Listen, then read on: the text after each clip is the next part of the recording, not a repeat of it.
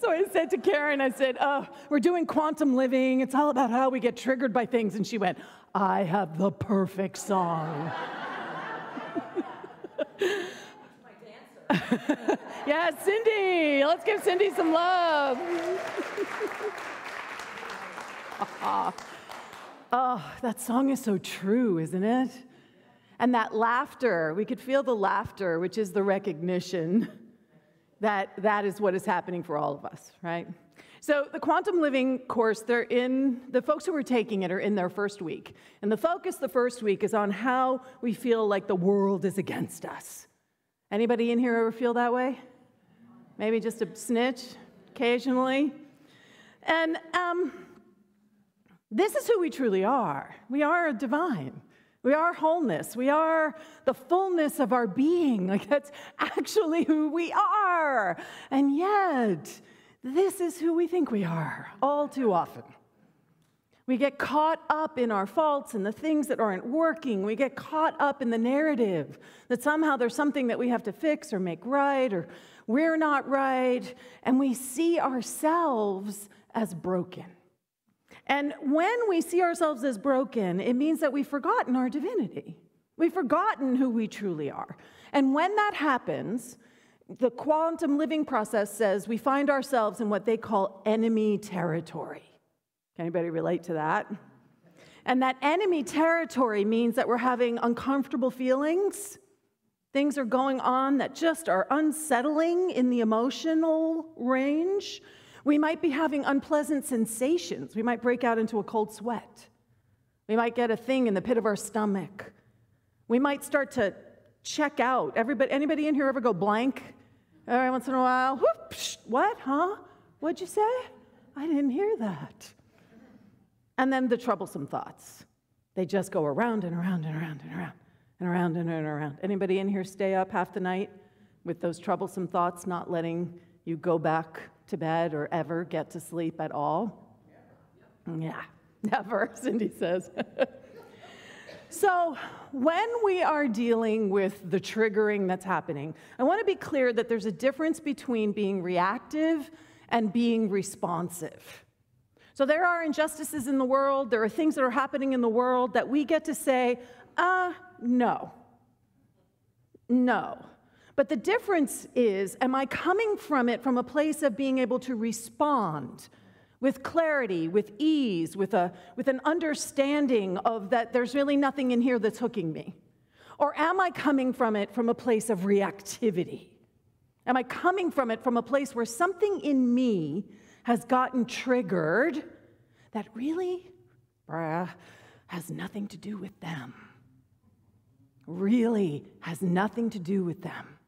We want to make it about them, but it really has nothing to do with them. It has to do with our own sense of wound. It's our own pains, it's our wounds, it's our loss, it's our sense of unworthiness, it's our not enoughness. It's all those unmet needs that we are all carrying with us. I love the song that Karen sang during the prayer time, which was, I'm safe and secure. How many people in here feel safe and secure 100% of the time? That's a need, to feel safe and secure.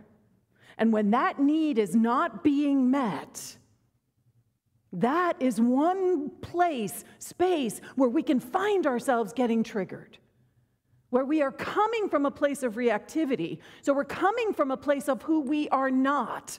We're coming from the brokenness. We're coming from the part of us that thinks that we can be hurt. We're coming from the part of us that thinks that there's a reason why we should be hurt even. The quantum living process is all about coming and living from the divinity that you are. If you are standing in the I am that you are, and someone is doing something that perhaps could be perceived as a threat, when you are in your I amness, do you have everything available to you to be able to navigate that? You do. You actually do. So the challenge with our reactivity is that it's actually cutting us off from the divinity that we are. It's cutting us off from the thing that would actually enable us to move through the world with more ease and grace. And it becomes, we say that the neurons that are wired together, that are fired together, wire together. And so it becomes something that's just happening in a split second. It takes 2 seconds for your entire system to be taken over. And that's like crazy, right? There's no thought involved. There's a neurological, physiological response that's happening that takes over. So all those wounds that we have, I love this image. This is from Debbie Ford's The Dark Side of the Light Chasers. Debbie Ford talks about how we are, we don't all walk around bleeding profusely from our wounds and our loss and our pain, right? We have figured out strategies and coping mechanisms so that we can actually move through the world. And so she makes the analogy that that's like creating a socket. We cover it up. We make it safe. We make it so that it's not just this raw weeping thing, but that we have some sort of protection there. And what happens is that all of a sudden somebody says or does something that plugs in to your socket. And when that happens, your system immediately just gets hijacked, right? That's it. It's over. Right? And it's really hard. Once your system gets activated in that way, can anybody relate to that?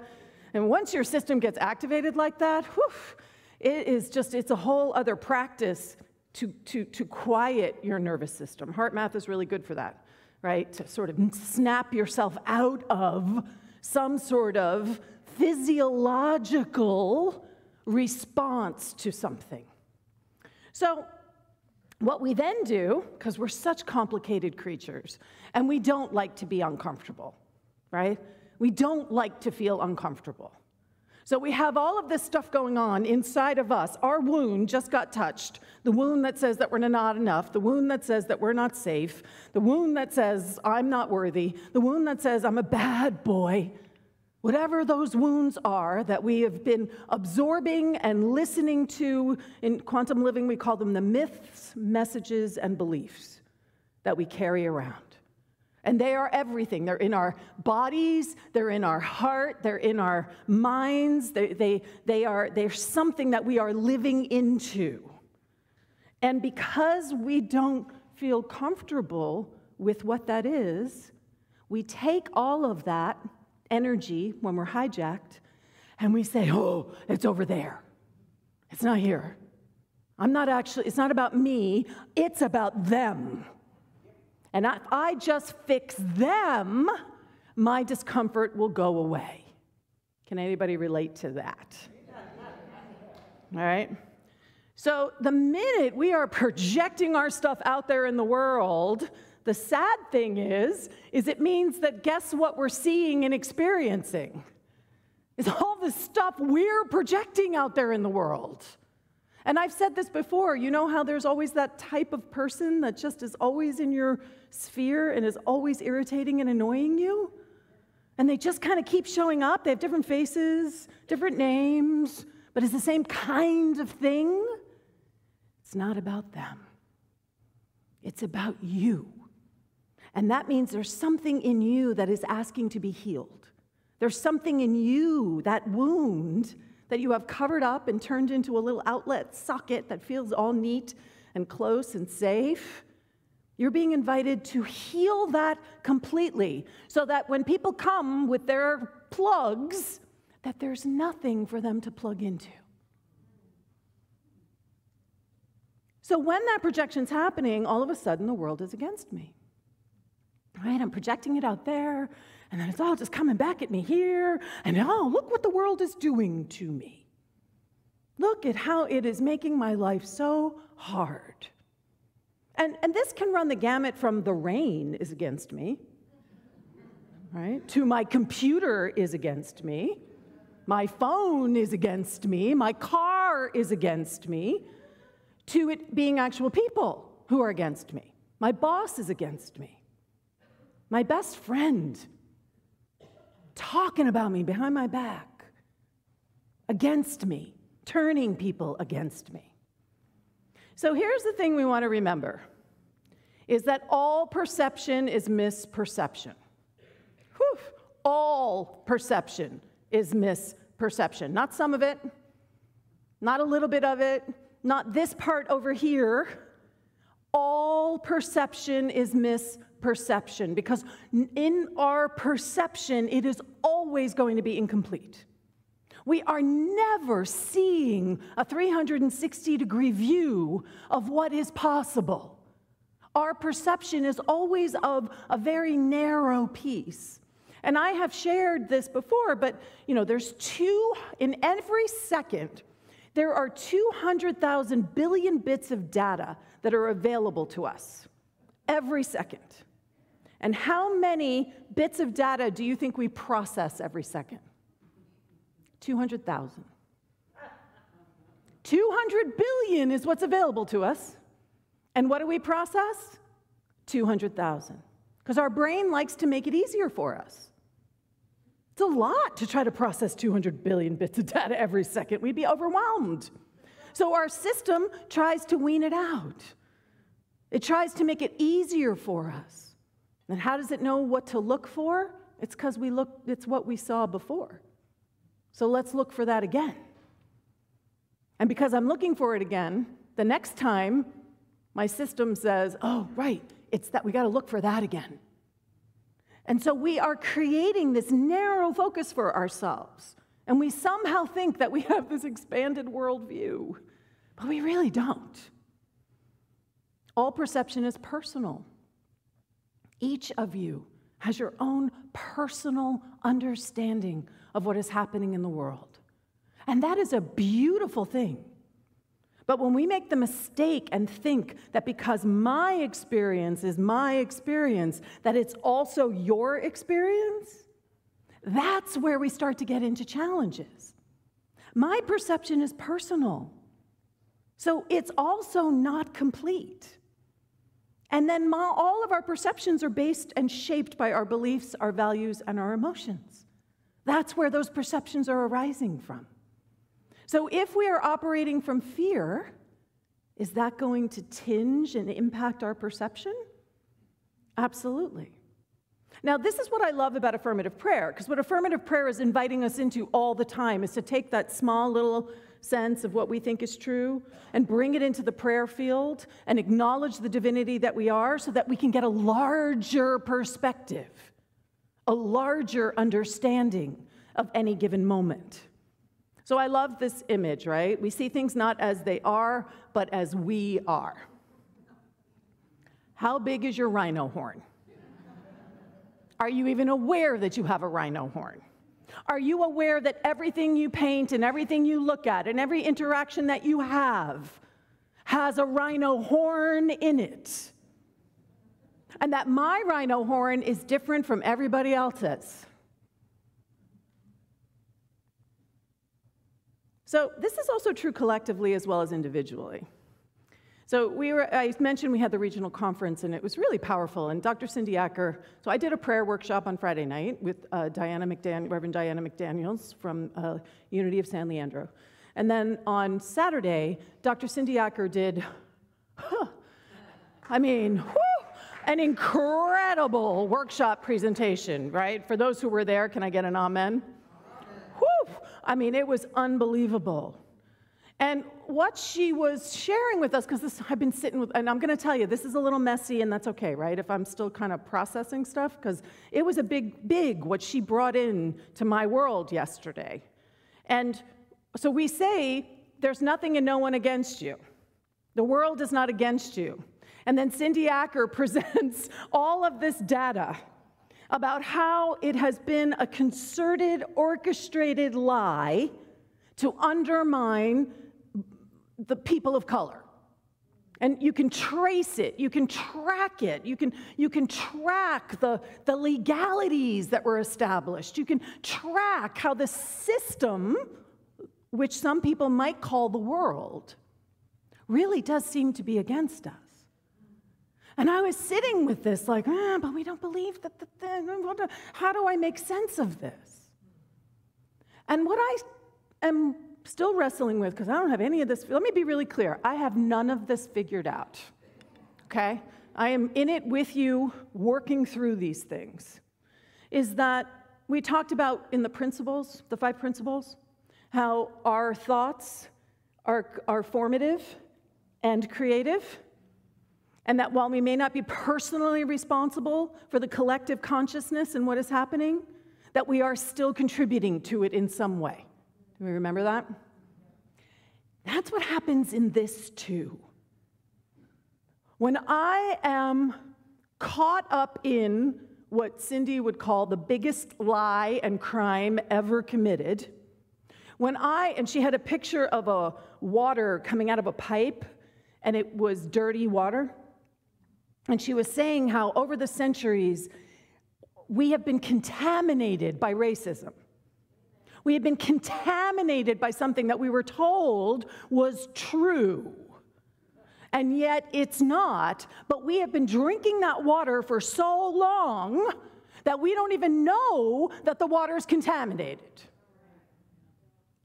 It sounds a lot like that inner work that I'm inviting us into, isn't it? The parts of ourselves that we don't see, the parts of ourselves that we don't recognize, the parts of ourselves about ourselves that make us uncomfortable. I'm selfish, I'm mean, I'm bossy. The parts of our society that we're uncomfortable with, there is injustice everywhere, that we are not a nation of equality, that racism is alive and well. And that piece, if we are not willing to look at it, then nothing is going to change. And the same way we are being invited to individually look at our stuff. What do we not see? What do we not notice? How is our view so small that we're missing something? We are also invited to do that in regards to this collective contaminated water that we all have been drinking. It is time for us to wake up and taste the sickness and to say no more. I'm not going to do it in my own personal life, and I'm not going to buy into it in this big culture, and it asks a lot. This is not easy because we are continually being asked to look at our assumptions. We are continually being asked to step into a larger field of understanding. We are being invited to take our perception and make it bigger and bigger and bigger and bigger and bigger. We are being invited to widen our lens. I have shown this video before, but I thought it was kind of apt because it ties into this and it also ties into the Oscars because it came out a couple years ago during the Oscars. So can we play this video?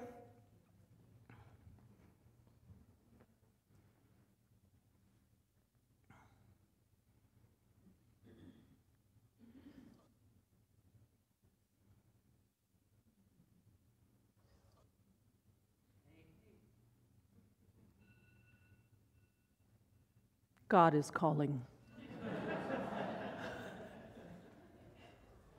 Do I need to move on, or are we going to get it? There we go.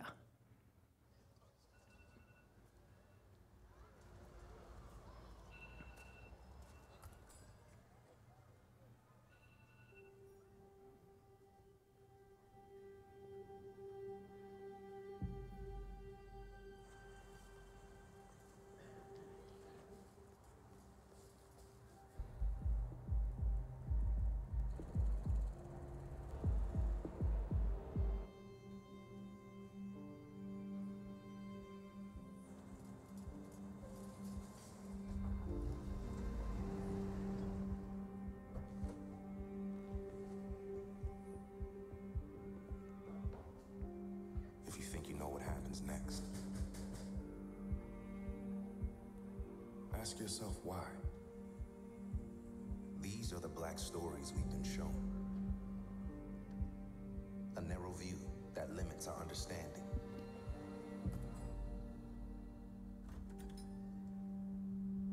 But there's so much more to see.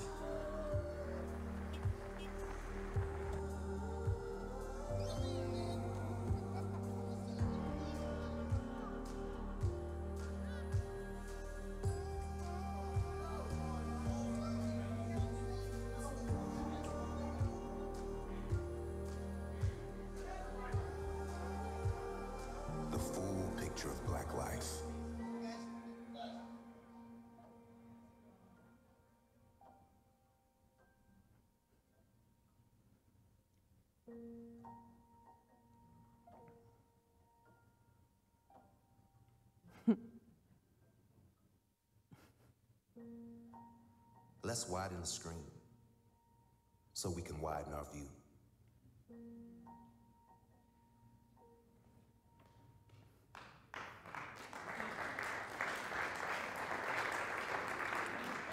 And what I love about that is you can feel it, right? The smallness of what we are assuming is truth, what we accept as being real. And it's not. And yet we buy into it. And we do that within ourselves too. We have narratives about ourselves that are just as scary and sad and horrible and untrue. And yet we buy into them again and again and again. And it asks us to we have to be willing to step out of our own narrative, because our own narrative is very, very, very limited. So we make life mean what it means. We give meaning to everything that we experience in our life. And the meaning, I call us meaning-making machines. And the meaning that we give is based on our assumptions that we had before. And when we get scared, when we don't feel safe, that's when we get reactive. So how you can tell when you're in the shadow is if you find yourself justifying and blaming and putting it all out there, that's always an immediate sign that there's something inside of you that you're being invited to sit with. How am I being invited to grow? Because what we know and believe in Unity's teaching is that perception and meaning-making collapse the waves. So in quantum physics, we have this understanding that there's waves and there are particles. The first part of that video is the particle. It's the thing that we think about communities of color. It is fixed in our understanding about how we hold and understand them to be. And then what they do in that is they break that particle open. And they turn it back into a wave. They turn it into infinite potential. They turn it into a different type of possibility. So you are doing this in your own life. You are fixed. You are particleizing things about yourself. And you are saying, this is who I am. What if you released it back into the wave? What if you opened yourself up to infinite potential? What if you didn't lock yourself or the world into these horrible narratives about how we're not good enough, how we're not smart enough, how we're not enough, period? What if we could actually shift that? Because we cannot change what we don't acknowledge. Carl Jung says, until you make the unconscious conscious, it will direct your life and you will call it fate. Those particles that you are so attached to, you will justify them because this is the way it is. This is the way it's always been. Can anybody relate to that?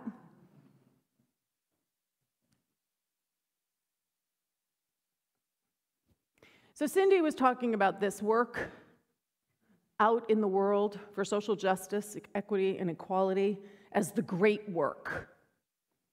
The great work. And she gave us this quote yesterday, which I just really loved. You are not obligated to complete the work, but neither are you free to abandon it. Right? And that's the calling. And whether that work is there's only one work, right? The work we're doing here is also part of the great work, but are you paying attention to the great work? Are you paying attention to the way that you are contributing to something that is detrimental and harmful to others on this planet? Are you paying attention to how, and it's not, this isn't about guilting yourself, and this isn't about being wrong. Can you feel that too? This is about waking up. This is about an awakening within ourselves to always be more love, more grace, more joy, more compassion. And that we get to hold ourselves in compassion when we realize something that we may have done or said or understood or believed. But the work is to say, oh, I'm growing. I understand something differently now. Are you ever going to get it 100%? No. Nope. Right? Because we're not obligated to complete the work. We're just obligated to stay in it. So here's what I invite us into as a practice. Widen your lens. What we know we place our attention on grows in consciousness. Widen your lens. Where have you narrowed your focus? Where do you make assumptions? Where are you not being expansive about what else is possible in your life, in the world? You have to be willing to be uncomfortable.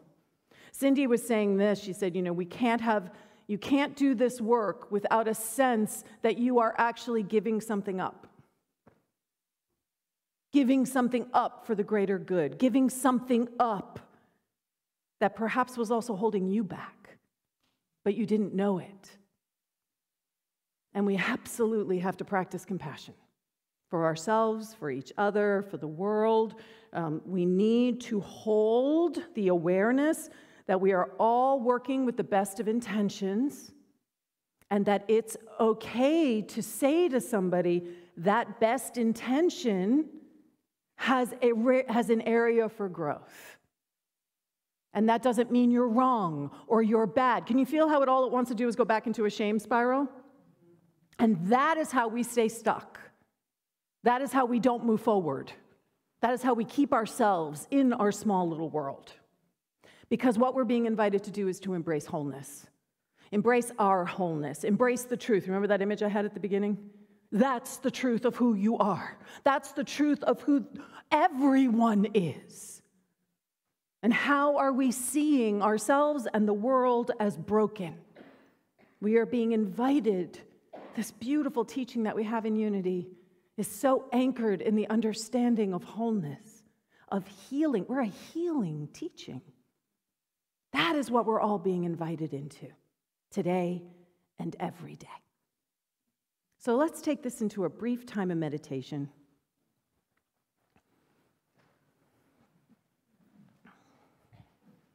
Whatever might have gotten stirred up, and just breathing into that space, that place.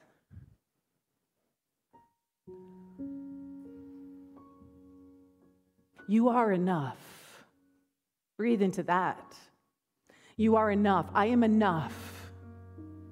Even in what I do not know, I am enough. Even with my blind spots, I am enough. I can step out into the unknown. I can step out into what's not familiar. Because I am whole. So just feel the wholeness that you are. Feeling how the stories you tell yourself, your anxieties, your worries, your fears, your doubts, just let them go. And spend a moment luxuriating in the stillness at the very center of your being. The wholeness at the very center of your heart. And the compassion that is every dimension of your being. And I want to invite you to bring the wounded self that you are into this circle of love and light. And I want you to bring this wounded planet into this circle of love and light. And I want you to just hold that gently. There's nothing you need to effort. Just love you.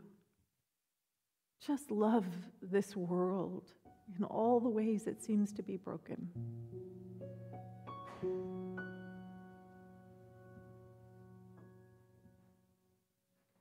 Let's just rest here as the love, holding all those broken pieces and allowing the truth of the wholeness that is there to reveal itself as we rest in the silence.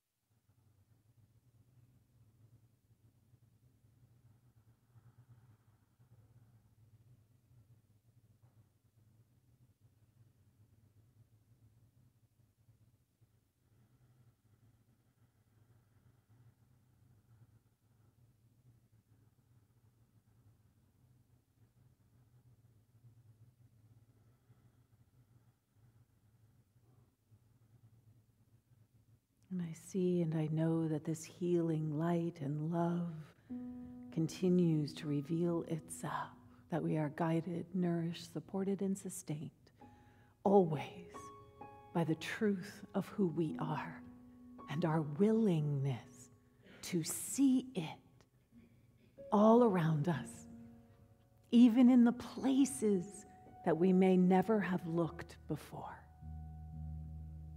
And so it is. Amen. So I want you to just affirm for yourself, I am whole. I am whole. And turn to somebody next to you and say, you are whole. You are whole. Say, I see you. I see your divinity. I see your love. And I celebrate it. And so it is.